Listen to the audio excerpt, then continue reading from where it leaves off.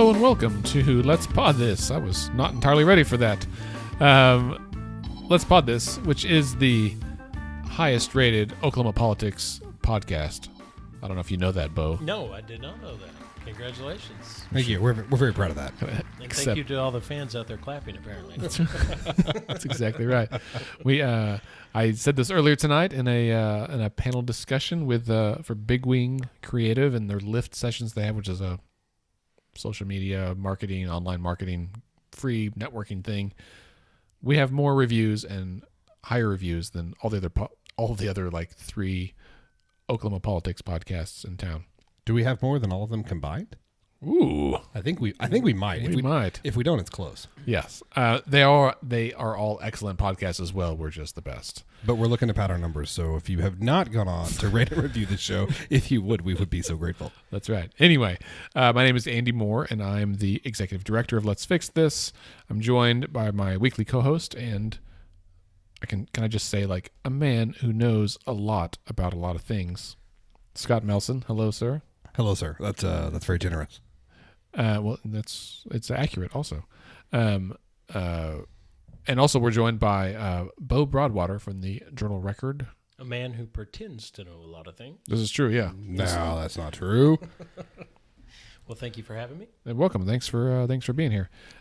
So this year there are a maximum of 116 calendar days in the regular legislative session, from February 4th to May 31st. And today is day 44, I believe, perhaps 45, depending on when you listen. We're recording this on Wednesday, March 20th.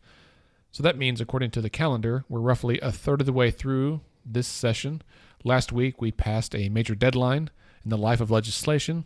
It means in order to stay alive, all bills need to have passed out of committee and passed the floor of the Chamber of Origin, so that all the House bills have to be fully passed out of the House and all the Senate bills have to be fully passed out of the Senate and sent over to the opposite chamber. So we started the year with 2,815 bills and joint resolutions, and now we're down to just under 1,000. It's like 820, I think. Something like that. Is it that Sounds low? right. Oh, I thought It's it like was 810 or 820. It was like 940, but then I think the updated count was like 820. okay. They thought they had some, and that was just a stack of napkins on someone's desk. So this week, it was spring break, which apparently is still a thing for somebody in this world. I haven't had spring break in 17 years, but... And then somebody asked me, like, are you doing anything for spring break? I said, yes, I'm working. I'm an adult. I'll be seeing lots of children because that's when they come for their checkups. That's true, yeah. My kids, I had dinner with them this evening, and they were quite bored already. So, but since it's been a bit of a snooze at the Capitol this week, we decided to do a couple of things. One, we canceled our Capitol Day for tomorrow because there's no one going to be up there. There's no legislators really with whom to visit. And also for this episode, we decided to get caught up on what bills have died, what bills are still alive, and maybe kind of the state of some of them. So before we do that, though, let's start with the bills that Governor Stitt has already signed. There are 11 of them altogether in kind of broad categories. Scott, I see you have appended my notes. I appreciate that. It was quite late that I was making these notes last night as my neighbors got into a drunken tussle in the front yard. So abortion, there were some abortion bills, a bill that has passed and been signed, right? Yeah, I think so. This is the one, right, that Senator Treat amended. Is this like the trigger bill?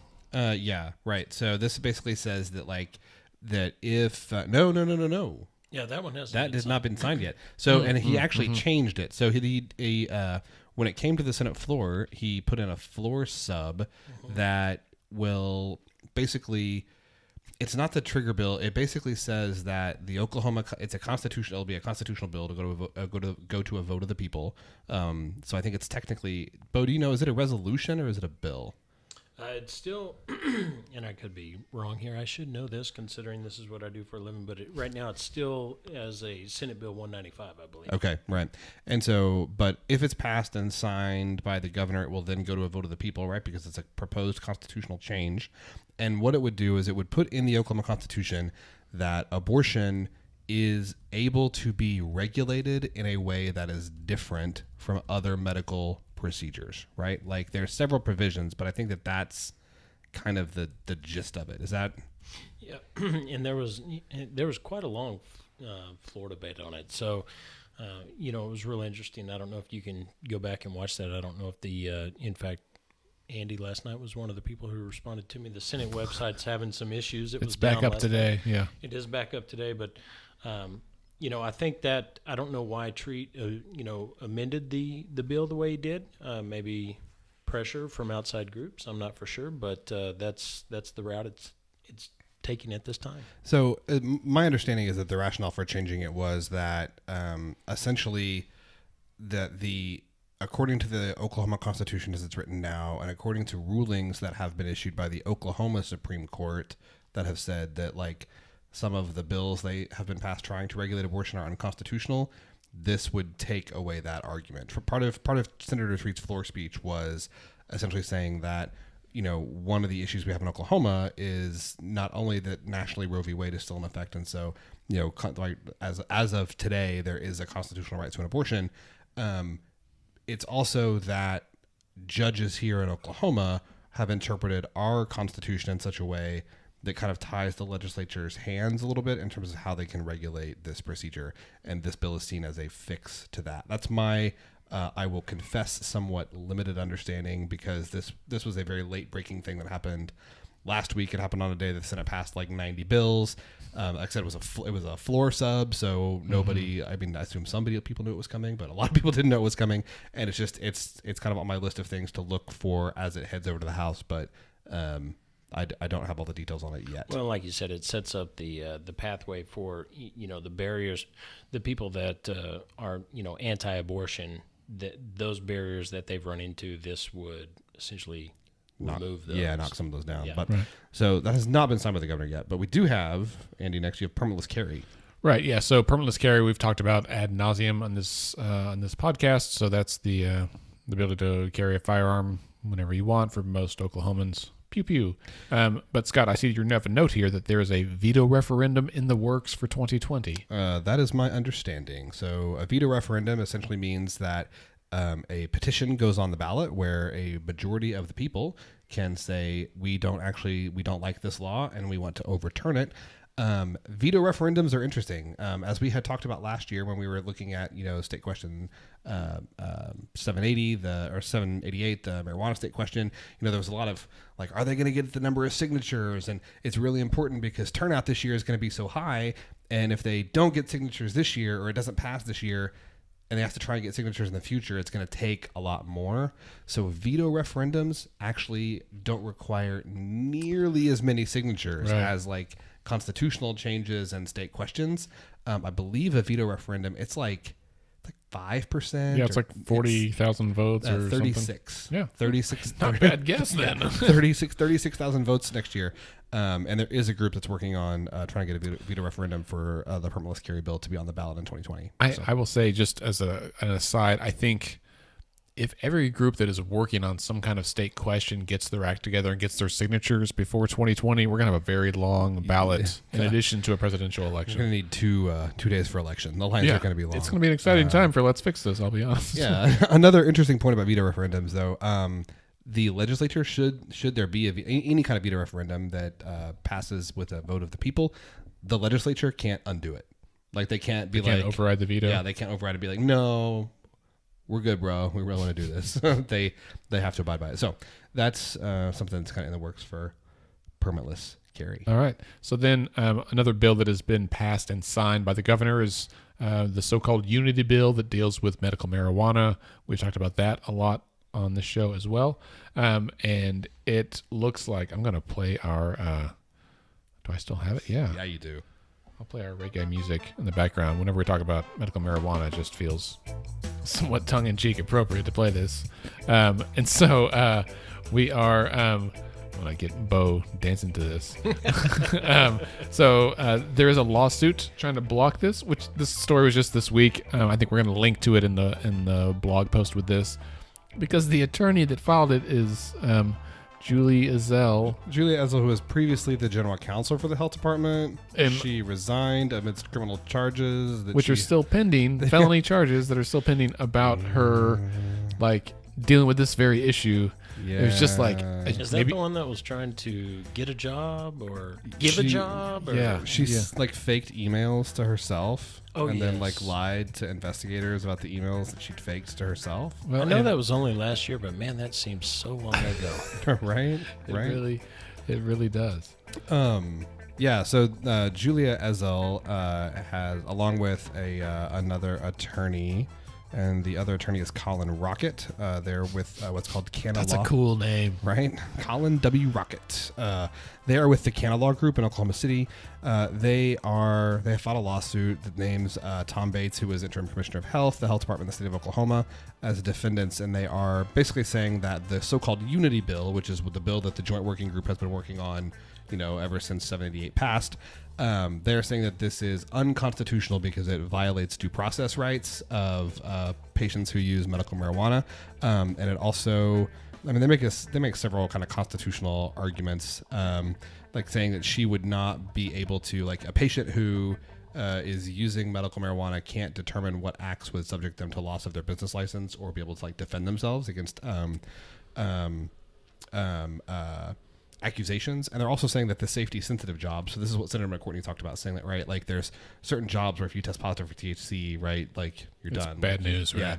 Yeah. And they're saying that's not constitutional because there's no accurate test for THC intoxication. Like, you can check for, like, you can have somebody pee in a cup and see if it's positive, but it can be positive for certainly days, Like if not 30 weeks. 30 days or something, right. Weeks afterwards. And so they're saying that you can't have that as you can't have this safety provision in there because there's no way to tell if it's real. Mm-hmm. Yeah, I don't know how you regulate that. And the thing about that is, trust me, I don't want bus drivers, being high while they're driving buses.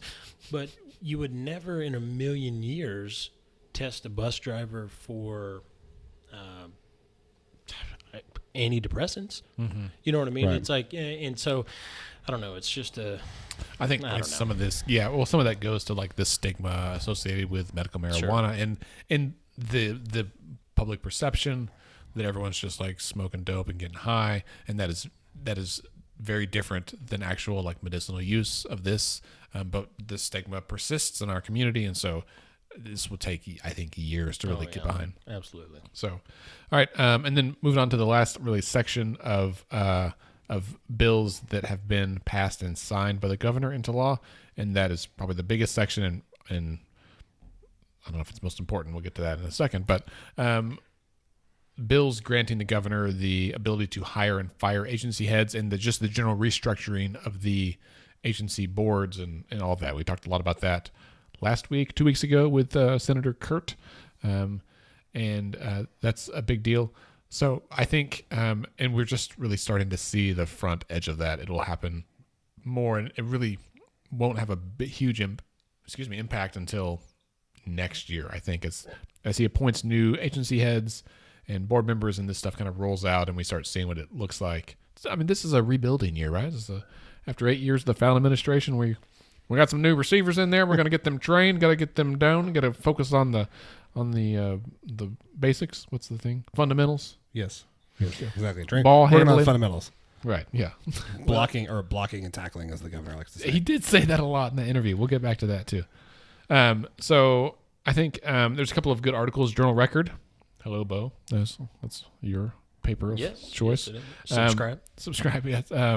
Rate also, if that's an option. There's an article about saving $1 billion and by maximizing efficiencies in IT and tech stuff, which as we said earlier, like the Senate website went down, although I don't think that the legislature's websites are under OMES's purview, which is arguably part of the problem. I think they manage their own structure. There's a bunch of they have totally separate IT things for the House and Senate. Yeah, the House site was fine. Yeah, they have totally separate email servers. One of them has like the backup in the building, one of them doesn't. There's a lot of weird stuff. and they've been very resistant to some changes. In fact, even trying to upgrade the wiring for the phone system and part of the restoration project, I know has been an ongoing struggle where the chambers have to pay for some of those repairs, and they we're not going to. I was like, well, you're not going to have phones then. I mean, this is 2019, man. So, well, the websites themselves are just amazing. So it's like something I would have designed in eighth grade, and I won't tell you when that was, but it was a long time ago. just GeoCities sites for it's I think when you were in eighth grade, when I was in eighth grade, probably about the same time. And I'll tell you, the World Wide Web was a relatively new phenomenon. Yes. You've got mail. So one of the things that I do, just a real quick story, not to take over here, but I check the journals every night, the Senate and House journals. And so when you go to their web pages and you click the tabs and you go down, you click on the date. And if the date's highlighted, it means something's been loaded to it, if you're familiar with the Senate website or the House website. Well, so it had been hours and it wasn't uploading, and I'm trying to figure out what's going on. And so finally I click within the frame on the page, I click refresh, not the refresh up in the browser, but within the frame. And it gives me the option reload frame. So if you do it right there, like right click, and you'll see reload frame. Right. And so anyway, I'm like, okay, well, what's a frame? Now, I'm not an IT guy, but the fact that they use frames bespeaks the relative age of the website. So I Google something about frames, and like one of the first response, or when you Google something, the first whatever, it was like, if you're still using frames, please stop. It was like, right. If you're using frames, you're doing it wrong. Yeah, your browser's no longer supported. That's funny. Real quick though, Bo, tell me about the journals. So looking at the Senate webpage or the House webpage, so across the top you'll see like House. I've got Senate pulled up here and we're looking at it. And we're kind of looking at it. If you go over to calendars, I believe, and then go down Senate journals, and then you'll go to the top one, which is the 57th legislature, and then you click on a hyperlink for the day. That basically tells you everything that happened in the Senate for that day. Hot dog. So it tells you exactly, it gives a committee report, what bills came out of committee, what they did, how people voted. Yes. So which senators voted yay, nay, which ones were excused, were out. So it's kind of a daily wrap-up of everything that happened. And the House does the same thing on the House side.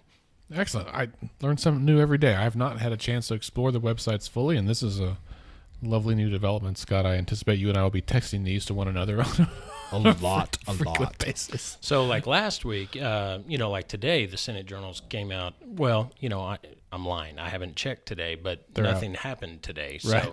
So, but last week, on those days that you were talking about where they heard like 90 bills, it could take hours before, you hear. And so kind of one of those things, and I could be making this up, but it's like when they say when the clerk's desk is clear, I've kind of maybe put two and two together. I think that's when they get the journals done. I think that, and I may be way off on that, but it's like, it seems like when they get everything uploaded, and that's when the journals come out. Right. Because they're probably kind of typing minutes as they go along. So correct. And of course, on the Senate side, it seems to be a little more efficient, but of course you got half as many people. Yeah. So everything's a little different over there. Yeah. Scott, in your opinion, as we look at those bills that have already been signed by the governor, which one do you think is the most significant? So I think this is going to surprise you. I'm ready. Please so lay it on me. And it's because the reason I think it may surprise you is because we have talked, as you mentioned, we've talked quite a bit about the bills and saying that the governor can hire and fire agency heads and can have a majority of board appointments for governing boards for agencies. And I think that you and I have both been kind of like, all right, so like it's fine, right? Like he ran on that. It was one of his campaign promises. He's wanting to make himself and the office of the governor accountable for agency performance. He feels like this is what he needs to do that. Fine. Like, the argument against it has been like that it will actually decrease transparency and accountability. I kind of struggle with that a little bit, honestly.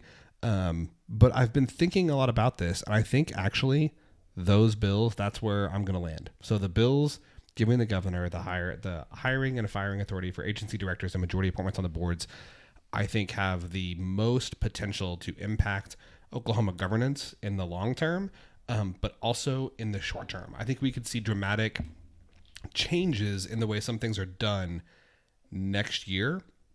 And I think that the impact will be significant, but will also be very difficult to measure. The reason I say that is because one of the things that agency heads have done typically is make a budget request, right? So like, let's say I am, the director of the Department of Corrections, and I feel like, hey, you want to know what we need? We need $1.5 billion to upgrade our facilities, to give raises to our officers, to hire enough staff. Like if you we know Commissioner Albaugh, he's commissioner, right, of DOC, or is he director? What's his formal title? Ooh. Now I'm boss man Albaugh. Mm-hmm. Yeah, commissioner director. Yeah. Okay. Yeah, something like that. CD. He's there. You go. Nice. We just made it. We just gave him his title, right?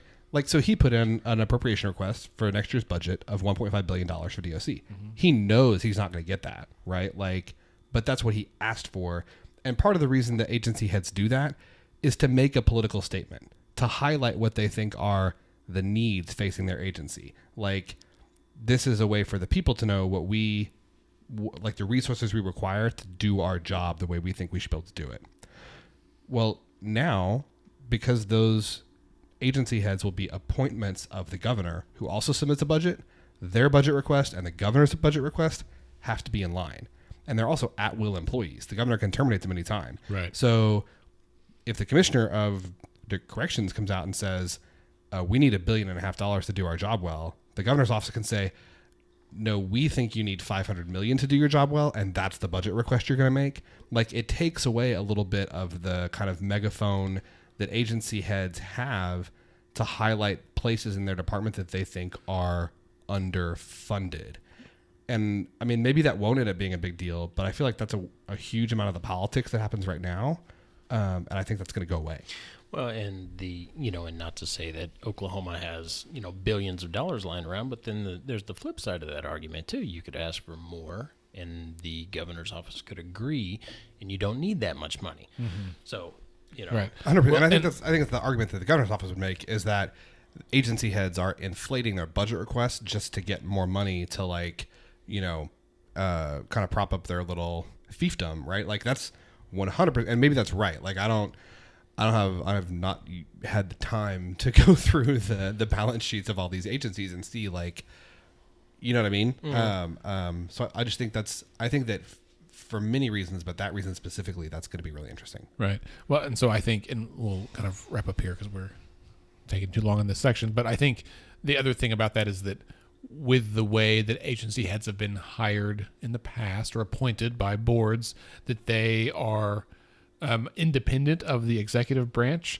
and so they do operate probably as a little fiefdom, right? Like as their own little thing, and so they have to make a statement. And I think what Governor Stitt is trying to achieve here, and the reason for all these bills, is that he's trying to legitimately improve communication and collaboration between agencies, so that the executive branch isn't totally disconnected and caught off guard, so that if Albaugh asks for $1.5 billion, Stitt knows it's coming because he's been there and they are aware those are the needs, and the request is a reasonable request within reason, sure. Of what their actual need is. And there's less need to make a political statement, because if you are running the state as a business, then you should be in touch with your business department heads and you know what's happening because you're all part of the same mechanism. And I would argue, and this is to Governor Stitt's credit, this is the part of the analogy I think makes sense, is that state government has for a long time been very disconnected, right? Where the right hand does not know what the left hand is doing. And if it did, we might be able to work a little bit better together to achieve some of those outcomes. And so if it's like, oh, well, that's really what you need, instead of everyone jostling for scarce resources. And Scott, I feel like we've talked about this on the show before, that in many ways our state operates from this scarcity mentality where we are having to compete, where DOC has to compete with mental health, has to compete with the Department of Health or public safety or transportation for precious dollars. And when that happens, then it is not collaborative. It is not teamwork. It is every man for himself, just trying to not have to lay off half their staff, right? And many times laying off people anyway. And so I think this is a move in the right direction, in my humble opinion. I think certainly. I mean, I think that that's absolutely the way that it can turn out. And I'm not trying to say when I say that I think this is going to be a big deal that they can't do that anymore. I'm not saying it's a good thing. I'm not saying it's a bad thing. I just think it's going to be like that. I think that is the inability of agency heads to make budget requests independent of the governor's office. I think that is an underappreciated ramification of this new system. And I agree with like everything that you said. Like that makes a whole lot of sense. I would say with one caveat. That makes a whole lot of sense if the underlying goal is, as the governor says it is, to make sure that government is functioning both as efficiently and as effectively as possible. If the goal is to make government as cheap as possible, right, then this would actually be a great way to like block transparency, right? Like if the goal is to lower costs no matter what, which is I think what has been the goal for the last, I don't know, decade or so of Oklahoma governments, then this could turn into a bad thing real quickly, right? But I think that you're right, like what Governor Stitt is doing. I mean, in terms of, we're going to talk a little bit later about kind of how his first, I don't know how many days it's been, 100 and something days have been. Like, I think he deserves a lot of credit for the job that he's done so far. And I think you're right. I think he is kind of taking a best practices approach from the business world and bringing it to government. And I think that that'll be really, really effective as long as the desire is the same to have something that is efficient, yes, but also really effective, not merely the lowest possible cost. And, and I know we need to move on here, but, the way that government's going to work, it removes that barrier that the governor could have to where it's like, oh, well, that was the director made those decisions. Because ultimately, someone in a CEO position, well, look at it this way. Who's the more valuable employee, a health department employee or a Department of Corrections employee? If you have to make tough budget decisions. Right. And now it's like, okay, you can't play that off on the directors. It's like the directors made those choices. Well, no, you did. You hired the directors. You chose the directors, and it removes all that. And so, it is a gamble, especially with, the way the economy, the people are forecasting the way the economy is going to go over the next 18 months or whatever. But, it's a huge change. Change. Yeah. So let's move on to some of the notable bills that have died or at least appear to be dead so far. We know that there's always zombie bills and the opportunity for things to come back from the dead. So House Bill 1182, which would have revoked the medical license of any physician that performed an abortion in which the mother's life was not endangered, that is effectively dead. Medicaid expansion, at least Senator McCourtney's proposal, seems to be dead. Scott, you say maybe not?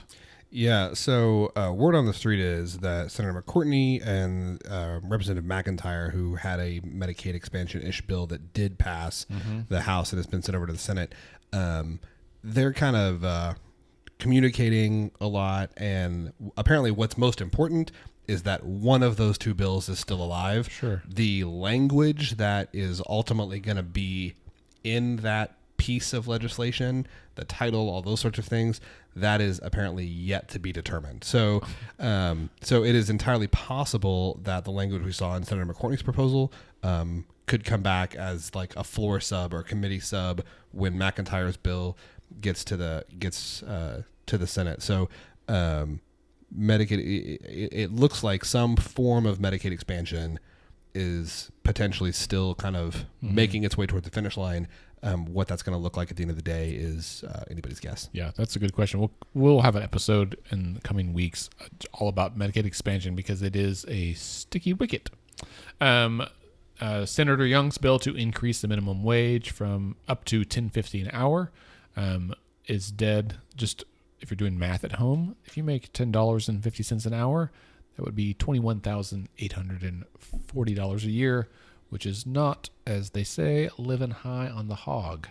Less than $22,000, you can't live on that. So, minimum wage, anyway, that's toast. So it's still down in, I don't know, 7.25, I think is what it actually is. Yes, sir.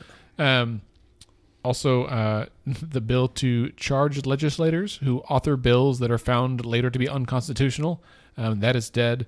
I read about that, and a brief fun fact that if it had passed, the bill or the fine that they would have faced was only $46. And so I was like, well, that's not even enough to really dissuade most folks. But anyway, also there was a bill to exempt Oklahoma from daylight savings time. That is dead. I share that only because we just had the entry into daylight savings time. I read a lot about that this year. I think it was very, very interesting. I like that you just stuck your head into the frame there. Whoops. People who are watching at home. I forget the camera's there a lot. For the 3 viewers, Bo being one of them, Yes. we'll see you later. There are a lot of studies out there on daylight savings times, and I feel like the older I get, the harder it is to adjust. Yeah. Well, so most people want to adopt daylight saving time all the year. They don't want to adopt regular time or standard time. So, but there's all these congressional rules and states that are looking at like not because you have to get congressional approval to actually drop it or change it, but the state by themselves could choose to shift to a different time zone.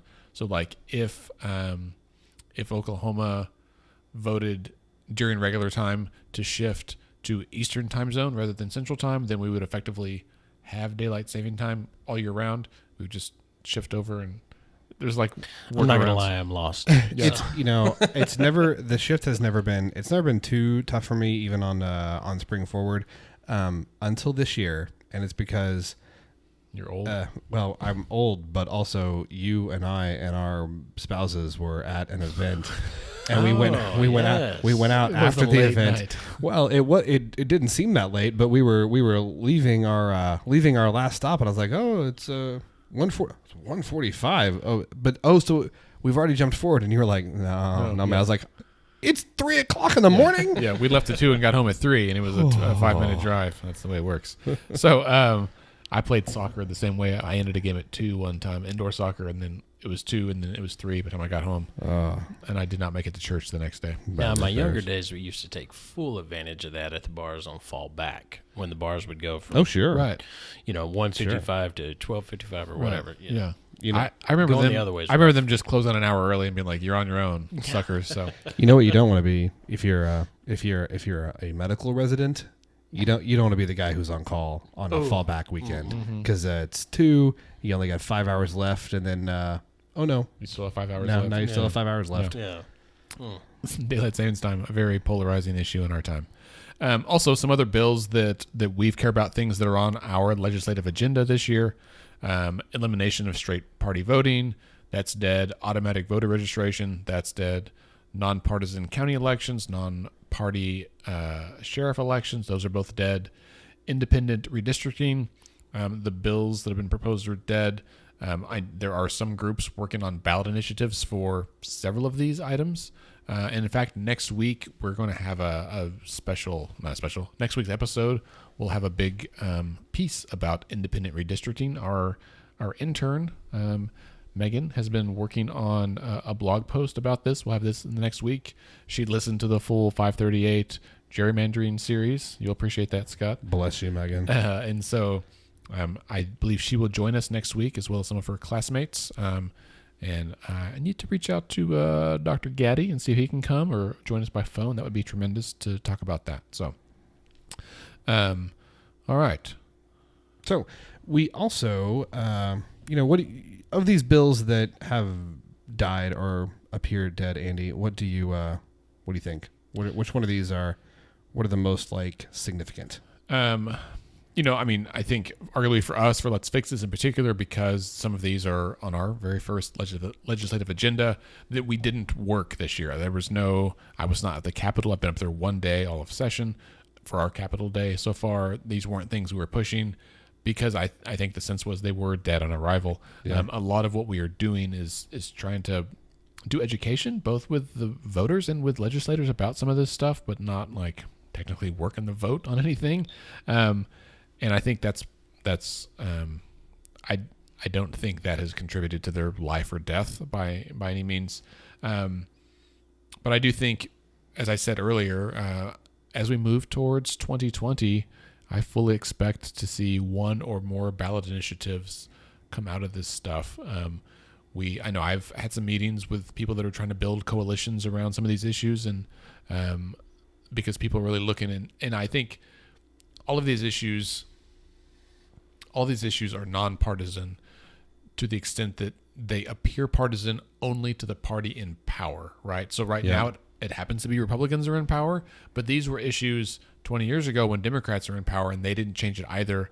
And most of these issues the opponents are the party structure themselves. Right. No, I totally agree. And I think you're right. I think in 2020, a lot of us are going to get sick of being asked to sign petitions when we're in the parking lot of the grocery store or walking into a Thunder game or whatever the case may be. Yeah, but I encourage people to take time to find out what they're doing, right? Like totally.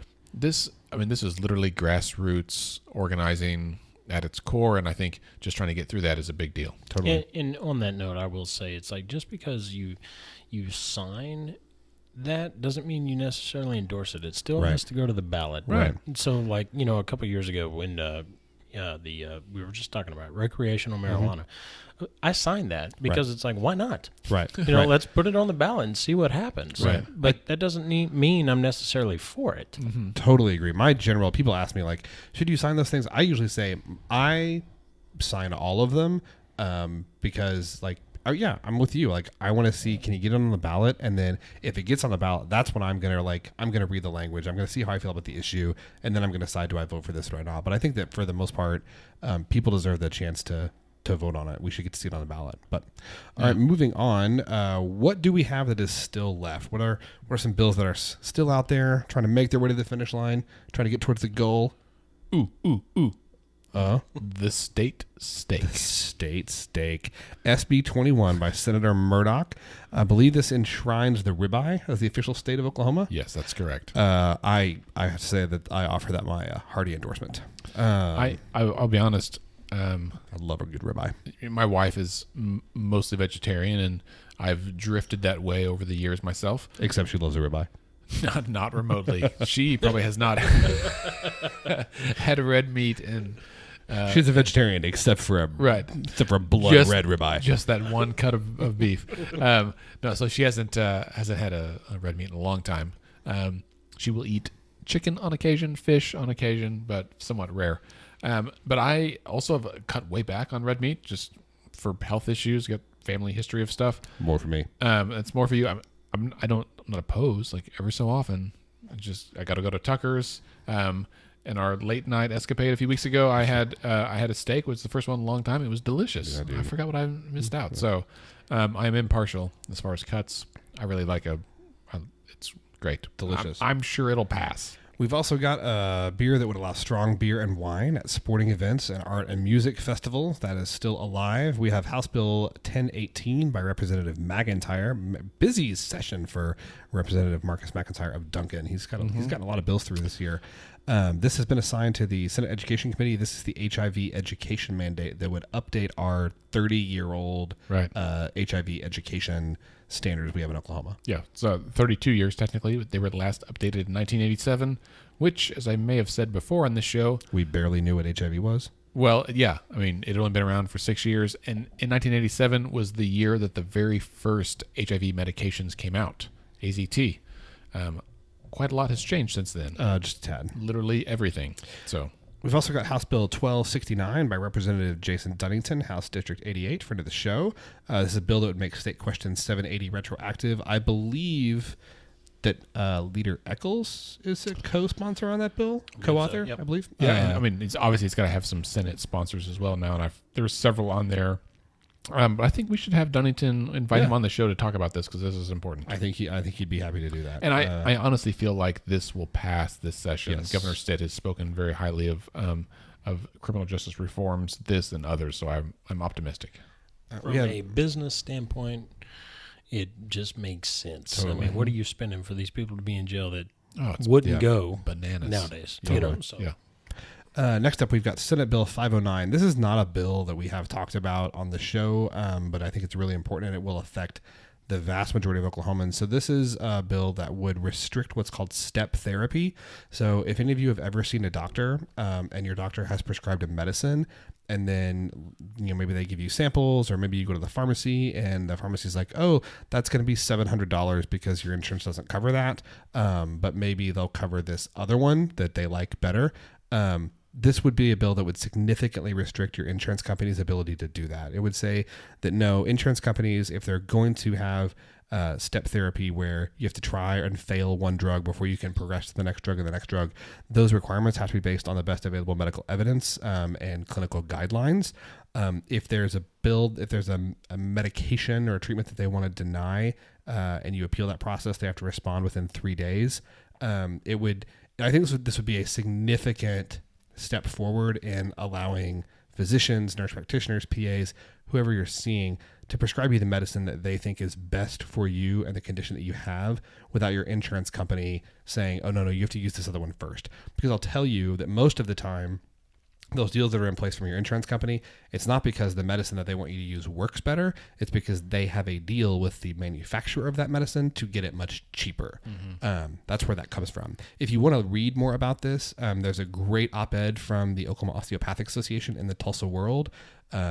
Check it out for sure.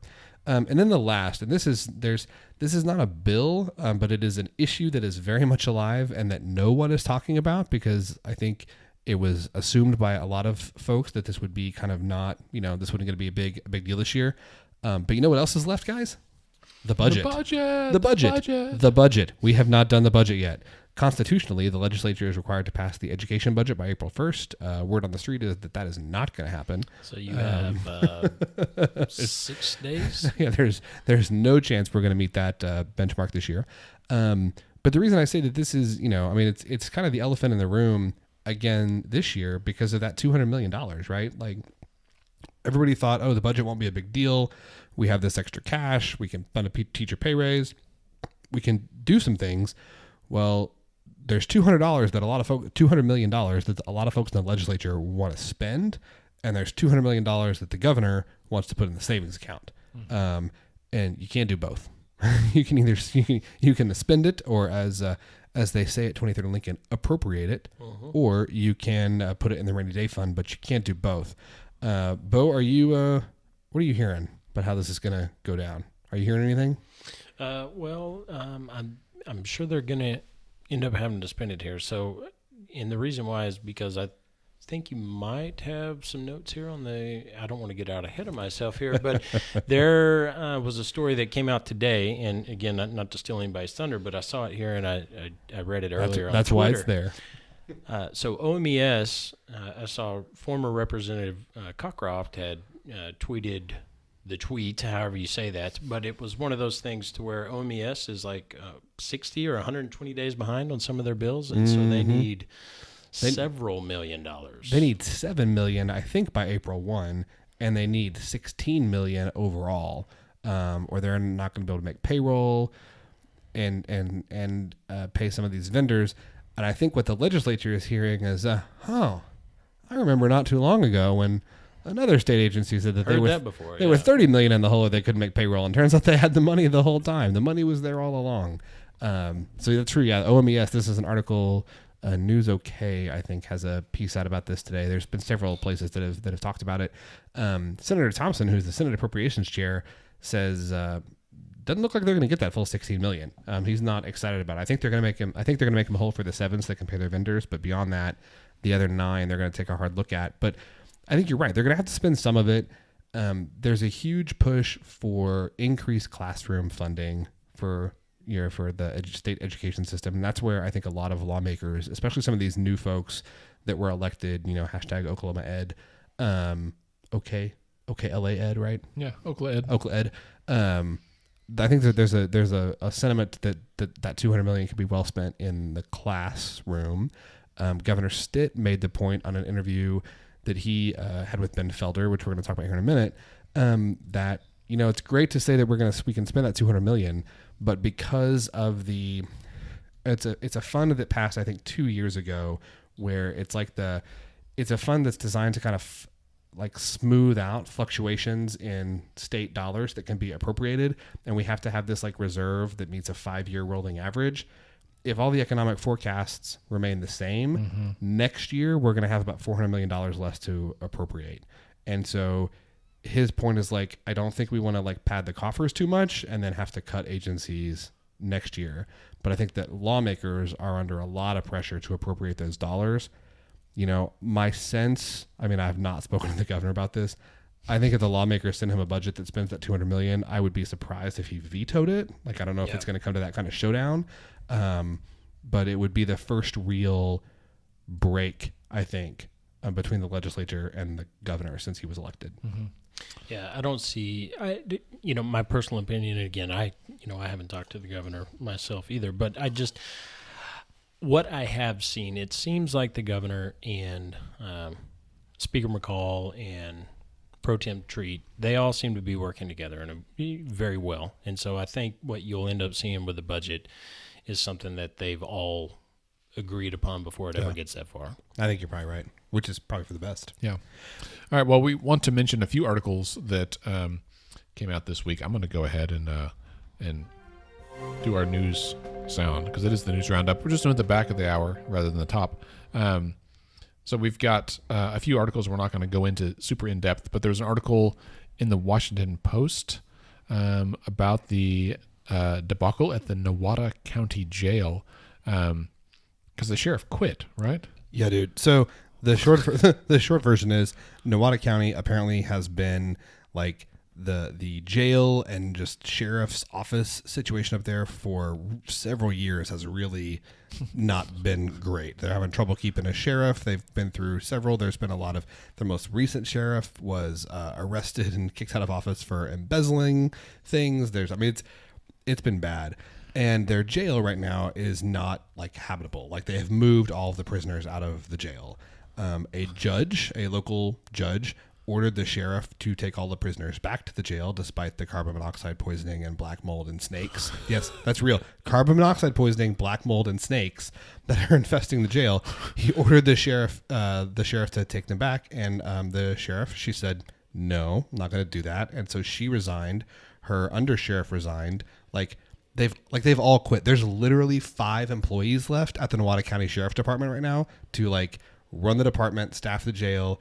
Like people are saying, like for real, like if we need police in Nowata County, we don't know what to do. Only 2 towns up there have their own independent police department. It's a legit bad kind of crisis type situation. So we're not going to get into the any more detail than that, but check out this article on the Washington Post. We'll link to it on the blog. It's a fascinating story that's still evolving. Right. Yeah. So Nowata, I just Googled, is just east of Bartlesville, north of Tulsa, way up in the northeast corner of the state, pretty far up there. Wow. Okay. I'm going to read that. I have not read that yet, but I saw a few headlines in that. Sounds like a made-for-TV movie waiting to happen. Indeed. All right. So also there's the Perpetual Joint Working Group. Is this also about medical marijuana? It is, yeah. So this is the trailer bill. So they passed the Unity bill. The governor signed the Unity bill, but there's been 20-ish trailer bills that have to be that are kind of going through the process as well. That would clean up some language, adjust some things. This is a piece from the Tulsa World. They've got Senator McCourtney on record there, along with Senator Daniels, I think, as well, talking about that they really feel like this is kind of the end of the road. Like the medical, they think the joint working group seems like it's done its job, and these are bills that are just kind of designed to clean up some loose ends from the Unity bill. Now, if we mentioned earlier in the show the lawsuit, if those folks do get their injunction, then that changes everything. But check this out if you want to know more about where the MMJ industry in Oklahoma is headed, and what further rules are being passed. You can check this out. Would you say this is the last dance with Mary Jane? Oh, that was solid. Where's my rim shot? Every time I'm never on it. Yeah. All right. And so then, Scott, you and I both mentioned that last week, News OK's Political State podcast with Ben Felder, which is great, not as good as us, but still really great, they are probably better than us, but just different. But they had an interview with not better, different. No, we need to have a cross episode. We should.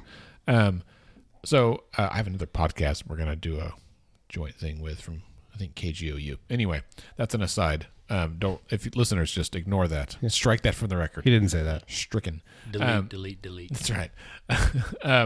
But anyway, News OK's Political State did an interview with Governor Stitt. It's only about 20 minutes long. It's a really great interview.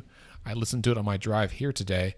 And to some degree, I find Governor Stitt very interesting in his rhetoric. He used some football analogies about blocking and tackling, things that do resonate with regular everyday Oklahomans, and his approach. And he genuinely sounds like that he believes what he says, that he is just enjoying the hell out of being governor. Like, it's fun, it's exciting, it's interesting every day.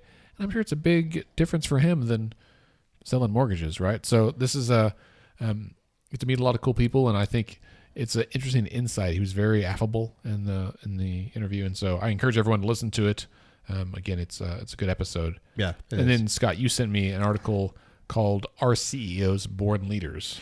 Yeah. So this is, and I cannot take full credit for this. So this is a hat tip to Matt Iglesias from Vox.com and the Weeds podcast. So, I thought that was interesting because what we have heard from the governor during the campaign, and since he's been elected, is that he's really putting a premium on people with executive business experience as he's hiring cabinet members, as he's hiring agency directors. He really feels like that's where he needs to go, and that's where that is the kind of expertise and leadership that is needed for the kind of hashtag Oklahoma turnaround, right? To be kind of top 10 and all of these metrics.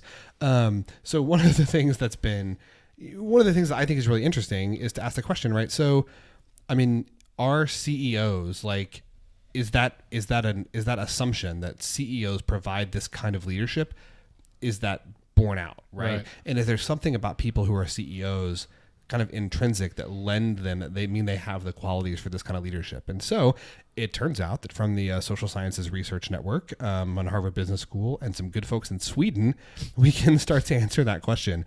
So this is a paper that looked at a sample size of 1.3 million Swedes, okay, of whom... But only Swedes. Only Swedes, of whom 26,000 were CEOs, okay? And the reason that they can do this is because the Swedes use conscription. And so every male, and maybe females too, when they turn 18, as part of their conscription evaluation, they undergo physical testing, cognitive testing, and then non-cognitive abilities. And by conscription, you mean mandatory military service? Military or civil service, yeah. I didn't know that Sweden had a military. Yes. The Vikings. I have no idea if the Swedes are Vikings. That's probably totally wrong. That'd be Norsemen, right? Norway. That's Vikings. I don't know. Yeah, somewhere up there. Swedes would just be. Who has the fjords? Norway. That's Norway. Swedes. We're so falling off track. But what they can do though is they looked at. So in this paper, they looked at 1.3 million Swedes. Okay, and they looked at them to see what are qualities that you can identify in cognitive ability, non-cognitive ability, and height, actually, that predict whether someone's going to be a successful CEO. So it is Vikings. Yeah. The data was collected on men that were born between 1951 and 1978, and they compared them to the general population, but also men that were lawyers, doctors, physicians, engineers, and college-educated finance professionals. That's still a limited sample size. Well, no, but I'm saying that's what that was not their reference population, but they were where do CEOs compare to people who did those things, right? As in addition to comparing them to the general population. So, they looked at CEOs in general display considerably higher trait values than the population as a whole, and the traits of large company CEOs, which is defined as a company with a net assets of 1.3 billion US, are about at par or higher than those with physicians, lawyers, engineers, and finance professionals. Now this is interesting. CEOs managing smaller firms and family firms have lower traits, particularly if they come from the founding family and did not found the company themselves. So like a child who is taking over a father's business. Mm-hmm. Yeah, like that. Like a child who took over a family business that his dad founded. Right. And kept it all within the family and kept it really small. I see where you're going here. I don't know if that sounds like anybody we know. Interestingly, non-cognitive ability is the best predictor of like success and appointment to a CEO position.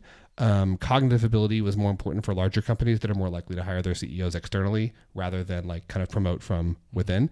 It's a super, super interesting paper. It's like 70 pages long. So we don't, we could spend like 3 whole episodes going through the whole thing. But the short story is there are some traits that CEOs exhibit that can be predictive of, that you can have it as an 18-year-old that can predict future success as a CEO of a large company. Yeah. And so there may be some like substance to this idea that CEOs are intrinsically better at leading and managing people than other professionals. There's also some evidence as we kind of roll out here, some evidence that entrepreneurs and architects share some brain function, that there's a similar creative process that applies. That doesn't affect your article. I just wanted to share that. I do want to give two announcements for upcoming events that you do not want to miss. On Tuesday, March 26th at 6 p.m., at the Tower Theater here in Oklahoma City, we're going to have an event called 321 Council Contact, where we will be there. Scott and I will be there, along with Stephen, John, and Aaron from the Wafty Show. So we're going to have a kind of a dueling podcast format with 3 of the city council members from Oklahoma City, James Cooper, Nikki Nice, and JoBeth Hammond. We are pretty excited about that. We got to figure out how we're going to put it together, but it's going to be a really cool event. I guarantee that, as everything is. Oops, I turned the volume down too far. Also, April 23rd is our next Capital Day, and then May 4th. Mark that on your calendar. Saturday, May 4th. Bo, write this down. This will be our A Night to Remember, a prom for adults. So this is our spring fundraiser. It's going to be a super fun event, not overly political, but it's going to be a really great event. Tickets are on sale now at letsfixthisok.org/prom. Honestly, just go to our website and it'll pop up a little ad for you to drive you there, and you will start seeing ads in your social media feed soon. Tickets are on sale right now for $75 each through the end of March. So if you want to save a little bit of money and ask your honey to come with you, or just a friend or anybody, mom, that's fine. Go ahead. If you didn't go to your high school prom, or even if you did, you need to come to this one because this one's going to be better. Right. We'll have corsages. We'll have boutonnieres. It's really cheesy pictures, lots of balloons, the whole deal. So, all right, that's it for this week. Tune in next week for information about redistricting. Have a good week.